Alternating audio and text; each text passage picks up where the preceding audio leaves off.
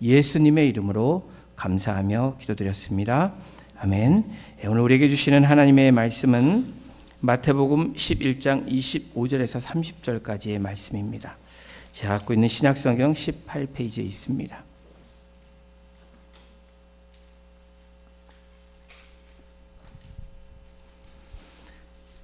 네, 찾으신 줄로 알고 우리 한 절씩 교독으로 봉독하고 마지막 30절은 합독하겠습니다. 그때 예수께서 대답하여 이르시되 천지의 주제이신 아버지여, 이것을 지혜롭고 슬기 있는 자들에게 숨기시고 어린 아이들에게는 나타내심을 감사하나이다. 옳소이다. 이렇게 된 것이 아버지의 뜻이니이다. 내 아버지께서 모든 것을 내게 주셨으니 아버지 외에는 아들을 아는 자가 없고 아들과 또 아들의 소원대로 계시를 받는 자 외에는 아버지를 아는 자가 없느니라.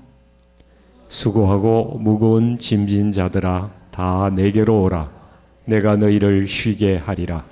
나는 마음이 온유하고 겸손하니 나의 멍에를 메고 내게 배우라.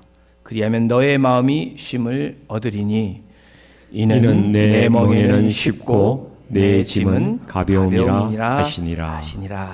아멘. 아멘. 2026년도 새해가 밝았고 두 번째 주일을 맞이합니다. 지난 주에 이렇게 아웃 오브 타운 하셨거나 또 아프셔서 못 오신 분들에게 다시 한번 해피 뉴 이어입니다. 여러분, 벌써 두 번째 주일 11일이 되다 보니까 이번 2026년 1월 달도 벌써 3분의 1이 지나갔습니다. 2026년도 새로운 각오로, 마음으로 여러분들이 하나님께 나의 신앙과 또 나의 삶을 드리기로 결단하며 또 새로운 2026년을 맞으셨을 것입니다. 그런데 여러분들에게 질문합니다. 여러분들 마음에 안식이 있으십니까? 많은 그리스도인들이 있습니다. 우리가 그리스도인이라는 이름으로 우리의 삶을 매일매일 살아갑니다. 그런 그리스도인의 삶을 우리는 신앙생활한다라고 말을 하죠. 신앙생활하는 그리스도인들이 누려야 될 하나의 누림이 있다면 안식하는 겁니다. 주님도 모든 창조하시고 안식하셨다. 우리에게 주시는 이 안식의 기쁨이 있습니다. 그런데 사실 그리스도를 닮아가는 삶을 추구하는 우리 그리스도인들, 또 주님의 삶을 따라가는 우리의 신앙생활에 세상과 차이가 없는 안식을 누리지 못하는 우리들의 모습이 있습니다. 현대인들이 기술적 풍요 속에서도 진정한 안식을 누리지 못하는 이유들을 크게 세 가지로 이렇게 밝히고 있는데, 첫 번째, 왜 안식을 못 누리나, 이런 과학의 발달에도 기술적 풍요 속에서도 느끼지 못하는 첫 번째 이유는 디지털의 이 발전, 연결성과 경계, 우리의 경계가 무너졌다라는 거예요. 과거에는 퇴근이나 이 귀가 시간이 곧 휴식의 시간을 알렸습니다.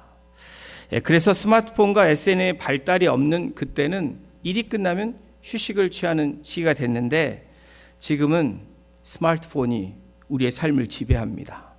또 SNS로 우리가 많은 안식을 누리지 못합니다. 일과 휴식의 경계가 무너졌는데 매일매일이 우리는 대기 상태예요. 여러분, 그렇지 않나요? 카톡이 시도 때도 오잖아요. 그 이메일을 시도 때도 없이 체크해야 되는 우리의 삶이 있습니다. 그리고 그것을 빨리 대답하지 않으면 관계에 문제가 생기기 때문에 늘 긴장하고 살아가는 우리의 모습들이 있습니다. 또 우리의 이 뇌도 쉬어야 되는데 과부하가 걸려 있습니다. 너무나 많은 인포메이션들이 쏟아지고 있기 때문에 그걸 찾고 보느라고 우리의 뇌가 쉼이 없다라는 거예요.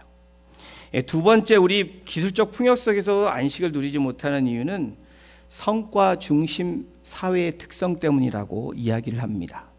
끊임없는 자기 개발을 요하는 이 현대의 삶에서 살아남기 위해서, 또 어떤 성과를 만들기 위해서 그러한 사회 속에 살기 때문에 안식을 누리지 못한다는 거예요. 그리고 세 번째로는 이 고립된 휴식과 이 관계의 이 결핍이 있기 때문에 그렇다고 보고는 말합니다. 공동체 안에서 얻는 심리적인 이 안정보다는 혼자 스스로 시간을 보내는, 소비하는 이 콘텐츠 위주의 휴식이 늘어나면서 사실은 홀로 휴식을 취하는 것 같지만 그 휴식이 많은 외로움을 만들어낸다라는 그런 결과입니다. 또한 타인에게 보여주기 위한 삶을 사느라 정작 자신의 내면을 들여다볼 수 있는 여유가 없기 때문에 그러한 고갈된 상태에서 살아가기 때문에 이런 안식을 또 평안을 누리지 못한다라고 말합니다. 결론적으로 이 시대의 현대적인 사람들의 삶의 특징은 수고하고 무거운 짐을 매일매일 캐리어하고 가는 사람들이라는 거예요. 그런데 주님께서 분명히 말씀하셨잖아요. 지난주 우리의 말씀에도 하나님 나라는 너희 안에 있다. 진짜 평안을 누리려면 하나님이 우리 안에 머무를 수 있는 우리의 쉼이 있어야 되고 안식이 있어야 되는데 그렇지 못한다는 거예요. 그 하나님 나라를 우리가 경험을 못하니까 누리지도 못한다는 겁니다. 우리가 주님의 일을 하지 않아서가 아니라 주의 말씀대로 나름대로 열심히 살아가는데 문제는 주님의 방식대로, 주님의 성품대로 살지 않기 때문에 우리에게 평안과 안식이 생기지 않는다라는 겁니다. 여러분, 성도의 기본 자세가 무엇이라고 생각하나요? 성도는 이꼴 뭐다? 성도는 이런 사람이니까 자신의 경험을 내세우는 사람, 자신의 의지를 내세우는 사람, 자신의 지식을 내세우고 자신의 경험을 말하는 사람, 또 자신의 나의 의로움을 증거하는 사람, 이런 사람은 그리스도인이 아니라고 말합니다. 자신을 내세우지 않는 사람이 성도라고 그래요. 성도는 나의 가치관, 세상의 가치관이 아니라 하나님 말씀에 중심을 두고 그 말씀을 따라 사는 사람이 성도, 그리스도인이라고 말을 합니다. 그러므로 예수 그리스도의 소유가 된 자들은 어떤 특징을 가지고 있는지 오늘 본문이 그 특징을 얘기해 주고, 그렇게 될 때 정말로 이 쉼을 얻게 될 수 있다라는 그 결론을 우리에게 오늘 말씀해 줍니다. 그러므로 하나님 나라를 누리며 살기 위해서 우리가 첫 번째로 어떤 모습으로 나아가야 되냐, 우리 함께 읽어보겠습니다. 어린 아이가 되어야 합니다. 어린 아이처럼 떼부리라는 게 아닙니다. 어린 아이처럼 질투하라는 게 아니에요. 어린 아이가 되어야 된다. 이 마태복음 11장 25절에 이렇게 말씀을 하죠. 어린 아이들에게는 나타내심을 감사나이다. 주님께서 하신 말씀입니다. 본문에 나오는 어린 아이들, 이 의미는 단순히 나이가 어린 그런 아이를 넘어서 하나님 나라의 백성으로 갖추어야 될 그 자격, 요건, 핵심적인 태도를 의미하고 있습니다. 이 어린 아이들이라는 이 네피오스라는 이 헬라어 단어를 찾아보면 말하지 못하는 자라는 어원에서 나온 이 단어가 네피오스예요. 다시 말하면 아주 어린 영유아, 젖먹이들은 말을 하지 잘 못합니다. 자신을 스스로 돌볼 능력이 전혀 없어서 전적으로 젖먹이 아이들은 부모에게, 엄마에게 의지하죠. 그런 의존적인 존재를 상징하는 것이 이 네피오스라는 이 어린 아이들, 어린 아이라는 단어의 의미입니다. 우리 주님께서 왜 어린 아이들에게 나타내심을 감사합니다라고 말씀하셨을까요? 그들의 마음 밭 때문입니다. 어린 아이들과 같지 않으면 나에게 나올 수 없다라고 말씀하신 그 말씀도 같은 맥락이에요. 그 중심을 보셨기 때문에 그래요. 이 어린아이들의 특징이 무엇입니까? 우리는 복잡한 계산을 합니다. 그래서 머리가 아픈 거예요. 그렇죠? 근데 아이들은 복잡한 계산을 하지 않습니다. 감정 그대로 표현하기도 하고 편견 없이 말을 들으려고 해요. 그리고 말을 그대로 믿으려고 하는 것이, 그 수용 능력 있는 것이 어린 아이들의 특성입니다. 또 하나 어린 아이들의 특성이 있다면 자신의 리미테이션, 이 무력함 또 한계를 인정한다라는 거예요. 빨리. 그래서 때로는 아이들이 울잖아요. 그런 모습처럼 자신의 무력함을 인정하는 것이 어린 아이들의 특징입니다. 또 하나 더 진짜 중요한 거, 그리고 어린아이들의 진짜 특징은 뭐냐면 전적으로 부모를 신뢰한다라는 거예요. 아버지를 신뢰하고 어머니를 신뢰한다는 거예요. 어린 아이들일수록 더 그렇다는 거죠. 한 마을에 가뭄이 심하게 들어서 온 동네가 난리가 났습니다. 그래서 옛날 같으면 기우제, 이렇게 온 동네 사람들이 모여서 하늘을 향해서 기도하기 시작을 합니다. 사람들이 간절한 마음으로, 이 비가 내리지 않으면 이 마을에 큰 피해가 오기 때문에 간절한 마음으로 기도를 합니다. 수많은 동네 사람들이 다 모였어요. 어른들이 모였습니다. 근데 그 중에 어린 아이가 커다란 우산을 하나 갖고 기도하고 있습니다. 여러분, 어른과 어린아이의 차이는 뭘까요? 어른들은 비가 오게 해달라고 기도는 하지만 정작 비가 언제 올지를 기대하지 않는 거예요. 우산을 준비하지 않습니다. 그러나 어린아이는 어떤 마음으로 왔을까요? 단순하고 명확하게 믿었기 때문에 하나님께서 하늘에서 비를 내려줄 것이라는 그 믿음을 가지고 기도의 자리에 우산을 갖고 나왔다라는 거예요. 예수님은 이와 같이 지혜롭고 슬기로운 있는 자들에게 숨기셨다, 그리고 어린아이들에게는 드러내셨다라고 말씀하고 계세요. 하나님은 스스로 지혜롭다 여기는 자들에게는 숨기셨다. 여러분, 일반적인 생각을 할 때 말이 안 됩니다. 스스로 지혜롭다 여기는 자들, 지혜롭고 그리고 정말 똑똑한 사람들에게 더 잘 나타나야 되는데 세상의 모습과는 다른 이 말씀을 하십니다. 진리를 숨기시고 어린아이처럼 순전하고 의존적인 이 대상들에게는 나타내 보이셨다라는 거예요. 이것이 하나님 나라의 원리입니다. 여러분, 2026년도 킹덤 포커스 처치, 그게 과연 뭘까? 하나님 나라를 누려야 하나님 나라의 초점을 갖고 살아갈 수가 있습니다. 하나님 나라를 알지도 못하는데 어떻게 하나님 나라의 초점을 맞추겠습니까? 근데 하나님 나라의 원리에 이걸 하는 거예요. 순전하고 의존적인 하나님을 의존하게 되면 하나님 나라를 경험하게 된다라는 원리입니다. 하나님 나라는 이 세상이 말하는 원리와 역행하는 나라라고 얘기할 수 있습니다.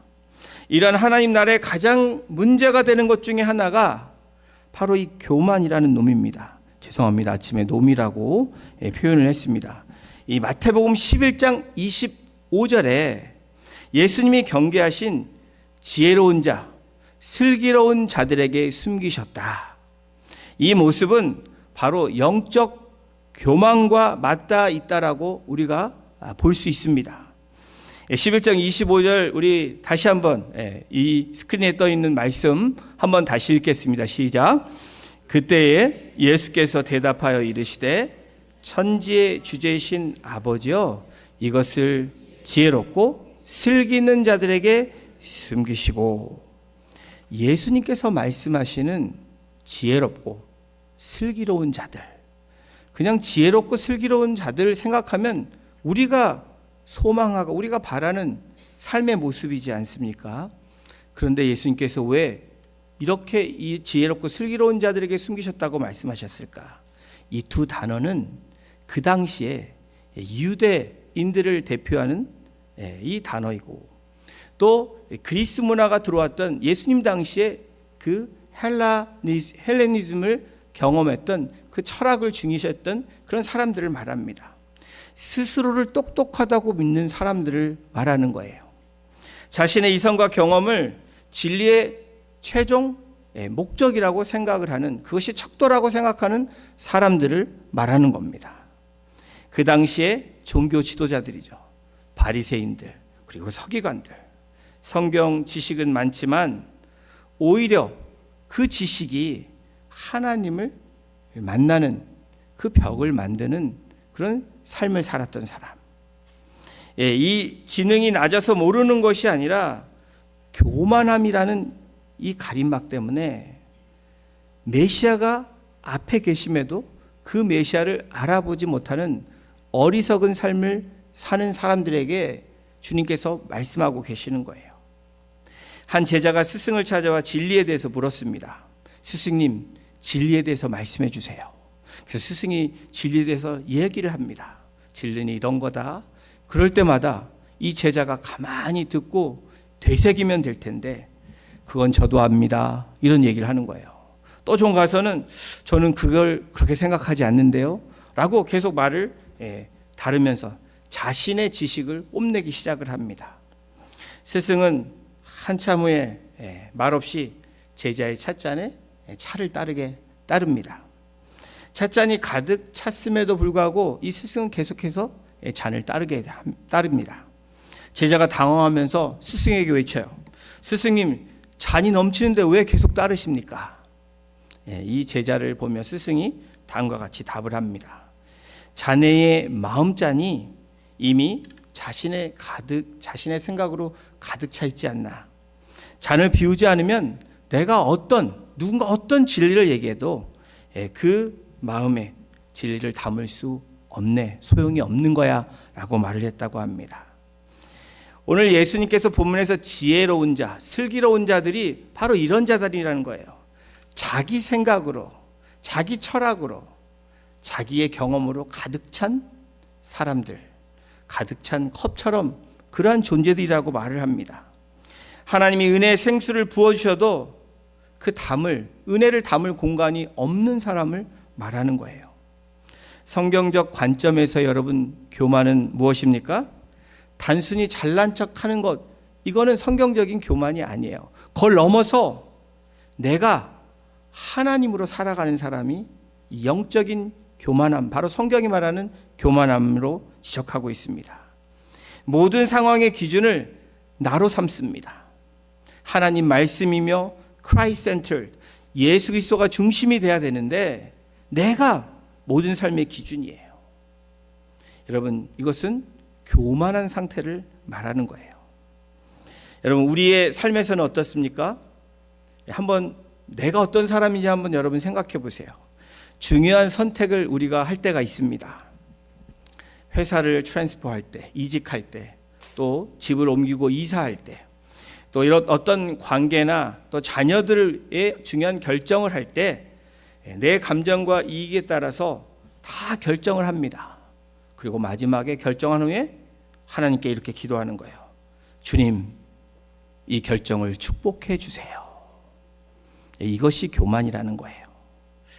누군가를 미워하거나 비판할 때 하나님의 용서와 긍휼이 그것이 기준이 돼야 되는데 이렇게 생각하는 거예요. 저 사람이 나에게 상처를 많이 줬기 때문에 나는 용서할 수가 없어. 저 사람은 저렇게 내버려 두는 게 마땅해. 라는 나의 감정적인 정당성을 내세우는 것이 교만이라고 말하는 거예요. 한 유능한 바이올리니스트가 오케스트라에서 연주하고 있었습니다. 아주 뛰어난 연주자예요. 이 사람이 생각할 때 이 오케스트라의 지휘자가 좀 별로라고 생각이 됩니다. 곡을 해석하는 능력도 별로 아니라고 생각을 해요. 마음에 들지 않았습니다. 이제 연주가 시작됩니다. 근데 지휘자의 템포가 너무 느린 것 같아요. 그래서 그렇게 판단을 하고 자기만이 갖고 있는 생각으로 자기만의 스피드로 연주를 합니다. 자신이 더 정확한 연주라고 생각하고 그렇게 연주하기 시작했는데 그렇게 확신했는데 결과는 참혹한 결과를 맞이하게 됩니다. 그의 돌출 행동으로 이 오케스트라는 어떻게 됐을까요? 전체 화음이 깨집니다. 그리고 청중들은 이 불협화음에 귀를 막는 그러한 결과를 낳게 되었다라는 거예요. 여러분, 교만이 무엇이냐면 바로 이런 거예요.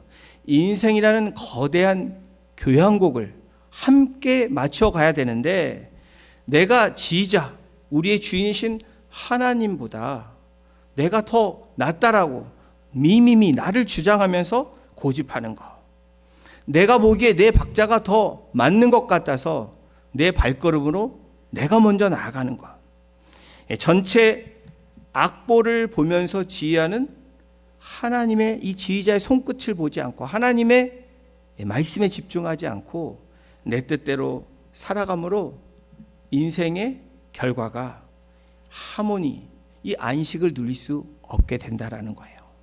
사랑하는 성도 여러분, 세상은 우리를 향해서 더 높고 더 멀리 더 강하게 라고 이야기를 합니다. 그런데 오늘 성경은 뭐라고 얘기하나요? 더 작아지고 더 의지하라는 거예요. 어린아이가처럼 그렇게 나오라는 겁니다.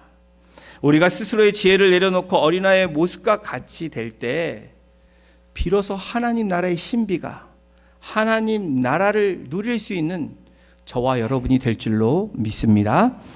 하나님 나라로 살기 위해서 오늘 성경이 우리에게 가르치는 교훈은 어린아이가 되어야 된다는 거예요. 우리 두 번째 함께 읽어보겠습니다. 아버지와 깊은 관계 속으로 들어가야 합니다. 27절도 우리 함께 합독합니다. 내 아버지께서 모든 것을 내게 주셨으니 아버지 외에는 아들을 아는 자가 없고 아들과 또 아들의 소원대로 계시를 받는 자 외에 아버지를 아는 자가 없느니라. 하나님 나라는 지식으로 가는 나라가 아니라고 말씀하는 거예요. 하나님 나라는 누구를 통해서 가요? 예수 그리스도를 통해서, 아들을 통해서 아버지를 알고 아버지께 속한다고 말씀하고 있는 겁니다. 또 아들의 소원대로 계시를 받는 자, 우리가 해야 할 일은 무엇입니까? 어떤 정보와 지식을 수집하는 것이 아니라는 거예요. 2026년도에 여러분들 지식 그 정도면 인업합니다. 세상의 지식을 넣는 것이 아니라 하나님의 말씀을 넣고 또 하나님의 주권 앞에 여러분들이 서밋하시는, 내어놓는 그 의존하는 삶이 되어질 때 하나님 나라를 경험하게 되고 하나님 나라를 누릴 줄로 믿습니다. 내 지혜로 하나님을 다 알 수 있다는 교만을 내려놓아야 된다는 거예요. 오직 예수 그리스도를 통해서 하나님께 나아가시는 우리 오시 새누리교회 성도님들 되시기를 주님의 이름으로 축원합니다. 이 계시라는 아포칼립시스는 베일을 벗겨 보여준다라는 의미입니다. 우리는 매일 삶의 사건 속에서 예수님이라면, 하나님 아버지의 말씀이라면 이런 상황에서 내가 어떻게 해야 될까라는 질문을 계속 던져야 된다라는 거예요. 그리고 그분의 시선을 우리가 빌려와야 됩니다. 여러분, 아는 것과 머무름은 단순히 책으로 또 우리의 지식으로 채워지는 것이 아니라 함께 시간을 보내면서 닮아가는 과정이에요. 27절에서 아들을 아는 자, 또 아버지를 아는 자 이렇게 나옵니다. 아는다, 알다라는 이 단어, 이 히브리어 야다와 같은 이 단어가 이 아는 자, 알다라는 이 의미입니다. 이 의미는 어떤 의미냐면 부부의 관계를 얘기해요. 여러분, 우리가 부부를 바라보면 옆에 있는 사람들이 아는 것 같지만 모르잖아요. 부부만이 알고 있습니다. 성품도 알고 기쁨도 알고 아픔도 알고 그 치부도 아는 것처럼 안다라는 의미는 깊은 관계 의미, 이것이 야다의 의미입니다. 그래서 우리가 하나님을 알아간다. 여러분, 하나님을 어떻게 알아가시겠어요? 말씀을 통해서 알아가야 되잖아요. 그래서 우리가 성경 통독을 하는 겁니다. 또 말씀 묵상을 하는 것이고요. 제자 훈련이라는 것을 통해서 하나님의 말씀을 좀 더 깊이 들어가는 훈련을 받는 거예요. 그래서 성경 안에 머무는 이 교제가 우리에게 정말 필요하다라는 거예요. 여러분, 성경 안에 머무는 교제는 두 가지로 얘기할 수 있습니다. 바로 묵상인데 되새김질이에요. 이 묵상이라는 말이 되새김질이잖아요. 말씀을 머리로 이해하는 것에 그치는 것이 아니라 가슴으로 내보내는 것. 소가 되새김질하는 것처럼 묵상은 그런 거예요. 주님, 오늘 이 말씀에 왜 이런 말씀을 하셨나요? 저에게 느껴지게 하시는 게 뭡니까? 라고 되새김질을 하는 것이 묵상이라는 거예요. 쉽게 말해서 또 하나는 동행입니다. 말씀을 우리가 읽으면 묵상을 해야 되고 또 말씀이 우리 안에 내주할 수 있도록 하나님과 동행해야 되는데 어떤 결정을 내릴 때 내 주장이 들어가면 안 되는 거예요. 내 생각이 들어가면 안 된다라는 거예요. 누구에게 집중해요? 하나님이 음성에 귀를 기울여야 되는 거예요. 나 음성이 안 들려요. 아니요. 하나님이 문자적으로 우리에게 주셨지만 우리에게 마음을 주시는 말씀을 내가 받는 게 하나님의 음성이에요. 우리는 보통 성경을 내비게이션처럼 사용하려고 합니다. 어디로 해야 됩니까? 라고 성경을 읽으면 마치 답만 얻으면 바로 꺼버리면 안 된다라는 거예요. 묵상을 해야 되고 되새김질 해야 되고 동행하고 말씀이 내주할 수 있도록 그 훈련이 바로 그리스도인의 훈련이라는 겁니다. 여러분이 낯선 길을 운전하고 있다고 한번 생각을 해보세요. 옆자리에 누군가 앉아 있는데 이분이 누구냐면 길을 만든 사람이에요. 이 도로를 만든 사람이에요. 그런데 지식적인 사람은 어떻게 얘기하냐? 자기가 필요한 것만 물어봅니다.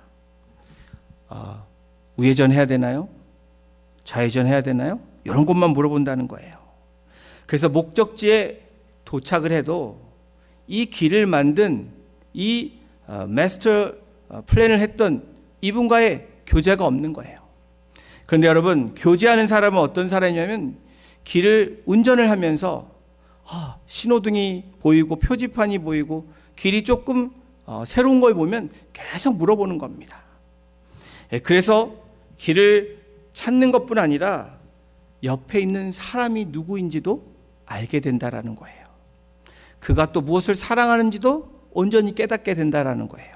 이것이 교제로 나아가는 사람과 지식으로 나아가는 사람의 차이라는 겁니다.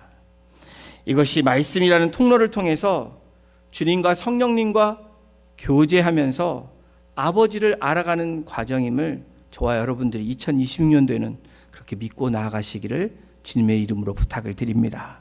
말씀 묵상을 그렇게 하는 것이고 말씀 통독을 통해서 또 제자 훈련을 통해서 하나님과 더 깊이 동행하려고 하기 때문에 말씀 묵상을 하는 거고요. 말씀 통독을 하는 것이고 제자 훈련에 참여하는 것입니다. 그런 2026년도로 시작하셔서 2026년도에 하나님의 은혜였다.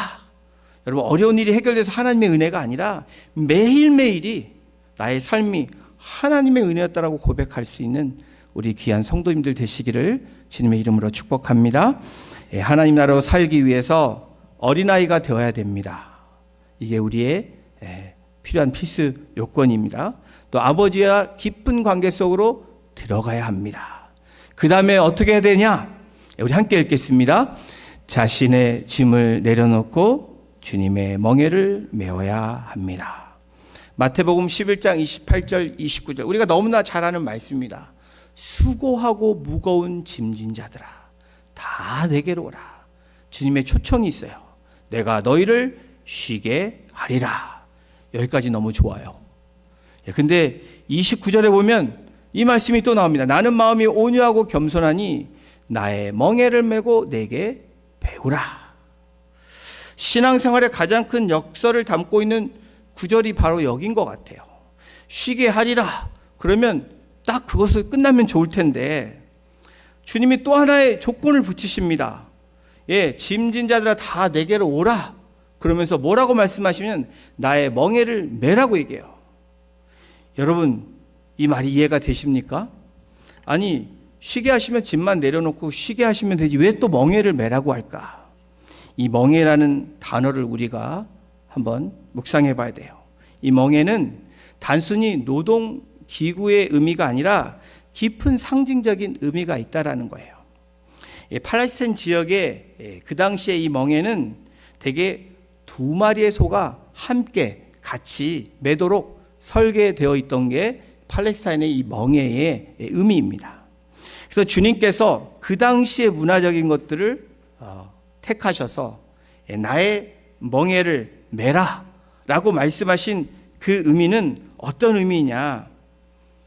너 혼자 짐 지고 이제 또 너 혼자 멍에를 메라는 뜻이 아니라는 거예요.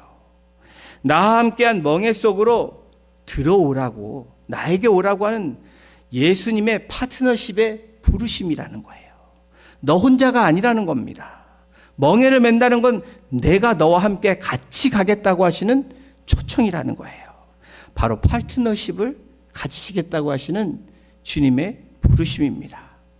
멍에는 소의 힘을 제어하기도 하지만 동시에 소가 엉뚱한 데로 가지 않기 위해서 보호하는 보호장치이기도 합니다. 내 짐을 내려놓고 주님의 멍에를 맨다는 것은 어떻게 얘기하면 내가 이때까지 캐리언해왔던 모든 짐들, 운전했던 내 운전대가 내가 계속 힘들고 졸리고 어려운데 운전하는 것이 아니라 이제 옆에 계신 너무나 길을 잘 아시는 그분께 운전대를 맡겨드리는 거예요. 여러분, 그것이 짐을 내려놓고 주님과 멍에를 매는 의미입니다. 스스로 지혜롭다 여기며 인생의 모든 무게를 홀로 감당하는 사람은 교만한 사람이라는 거예요. 내가 할 수 있다. 여러분, 우리가 할 수 있는 부분도 있지만 우리는 늘 한계에 부닥칩니다. 어려운 일을 경험하게 돼요. 여러분, 그럴 때 어떻게 하십니까? 오늘 이 말씀이 여러분의 삶에서 작동이 돼야 된다는 거예요. 무거운 짐을 내려놓고 주님의 멍에에 내가 메어지는 것. 주님이 멈추시면 나도 멈추고, 주님이 가시면 나도 가는 것이 바로 멍에를 맨 사람들의 모습이라는 거예요. 주님의 멍에를 매는 것은 인생의 속도와 방향을 주님과 함께 같이 걸어가는 그 삶을 말하는 것입니다. 우리는 흔히 신앙생활을 무거운 짐을 싣고 이 가파른 언덕을 가는 자전거를 탄다는 그런 생각을 한번 우리가 해볼 수 있습니다. 여러분, 자전거 타보신 적 있으시죠? 가파른 언덕길 자전거를 타면 어떻게 해야 되죠? 열심히 페달을 밟아야 됩니다. 그러면 한참 계속 가다 보면 힘이 지칩니다. 다리도 풀립니다. 내 짐을 짊어지려고 열심히 밟는 우리의 인간적인 모습이 여기에 있습니다. 그런데 주님께서 말씀하시는 나의 멍에를 메라 라는 의미는 뭘까요? 요즘 시대에 나온 이 자전거는 자전거인데 뭐가 달린 자전거일까요? 모터가 달린 자전거입니다. 전기 자전거예요. 똑같은 자전거 같지만 주님이 타시는 동력에 내가 그 자전거에 타는 거예요. 주님은 너 혼자 열심히 해봐 라고 말씀하시는 분이 아니라는 거예요. 뭐라고 말씀합니까?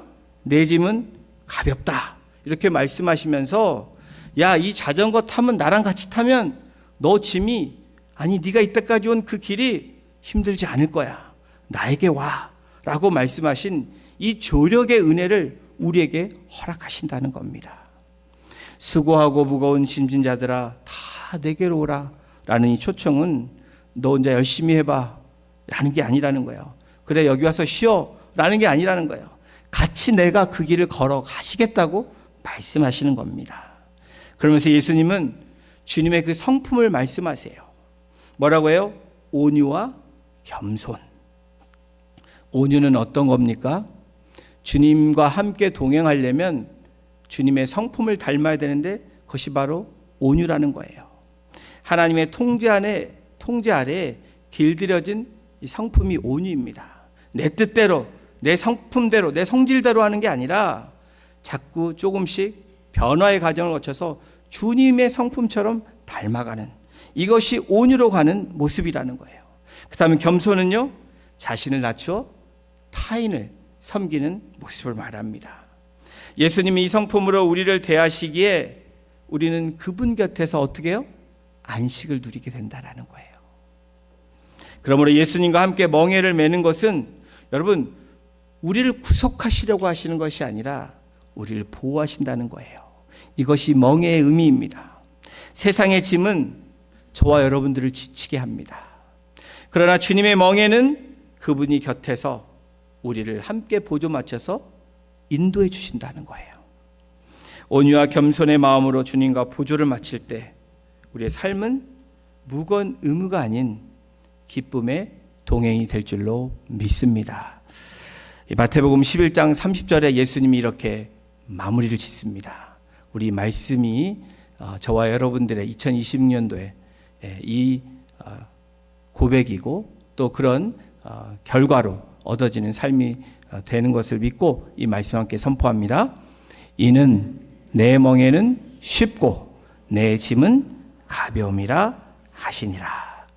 사랑하는 성도 여러분, 주님의 초청에는 자격, 조건 제한이 없습니다. 인생의 무게에 짓눌린 모든 사람들이 그 대상이라는 거예요. 나뿐 아니라 우리의 가정, 우리 주변에 있는 이웃, 또 우리의 직장 동료, 이런 모든 사람들이 대상이라는 거예요. 주님은 단순히 짐을 덜어주는 분이 아니라 내게로 오라고 말씀하시면서 우리를 초청하시고 존재 자체를 주님의 품으로 품으시겠다고 하시는 하나님의 사랑과 은혜의 부르심이라는 거예요. 참된 안식은 아무것도 하지 않는 상태가 아닙니다. 참된 안식은 예수님과 함께 그 멍에 힘들지만 주님과 함께 2026년도를 걸어간다면 그분께 그분의 성품인 온유와 겸손을 배워간다면 또 나의 모든 것들을 내려놓고 내가 아닌 주님을 향해 있다면 우린 가장 안전하고 평안하고 하나님의 성품대로 되어지고 이루어질 줄로 믿습니다. 그때 하나님 나라가 우리 안에 임재가 되고 그것을 경험하게 되고 누리게 되는 것입니다. 오늘 이 시간 이후부터 마음의 짐을 주님 발 앞에 내려놓는, 주님 십자가 앞에 내려놓는 우리 OC 새누리교회 성도님들 되기를 주님의 이름으로 부탁을 드립니다. 내가 가장 잘 아시는 주님과 내 맘대로의 보폭이 아니라 주님과 함께 그 걸음을 걸어갈 때 비로소 우리는 가장 안식을 누릴 수 있는 하나님 나라를 누리게 될 줄로 믿습니다. 그런 2026년도의 시작이 되므로 계속해서 풍성한 그 하나님 나라를 누리실 뿐 아니라 킹덤 포커스 철치로 살아가시는 우리 복된 축복의 통로로 우리 성도님들 되시기를 다시 한번 주님의 이름으로 축원합니다. 기도하시겠습니다. 주님, 우리가 주님 앞에 어린아이 같은 순수한 마음으로 서기를 원합니다. 내 생각의 한계를 인정할 수 있는, 그리고 그것을 주님께 내어놓을 수 있는, 그래서 하나님만을 의지할 수 있는 그런 어린아이와 같은 수용 능력이 있게 하시고 의지할 수 있는 그 믿음이 있게 하시고 하나님과 함께 나아갈 수 있는 동행의 삶이 될 수 있도록 주님 인도하여 주시옵소서. 이 세상이 주는 염려와 나의 의라는 무거운 짐을 주님 발 앞에 모두 내려놓습니다. 그 무거운 짐을 내려놓고 주님의 멍에 우리가 함께 동참함으로 온유와 겸손을 배워서 우리의 매일매일의 삶이 정말 하나님 나라를 경험하며 소유하며 누리며 그 주님의 임재 속에서 2026년도 계속해서 살아갈 수 있도록 우리 성도님들 한 분 한 분을 주장하여 주시고 그 가정과 일터와 또 우리 공동체를 인도해 주시기를 간절히 간구하며 우리를 사랑하시고 구원하신 예수님의 이름으로 감사하며 기도드렸습니다. 아멘. 우리 다 같이 나셔서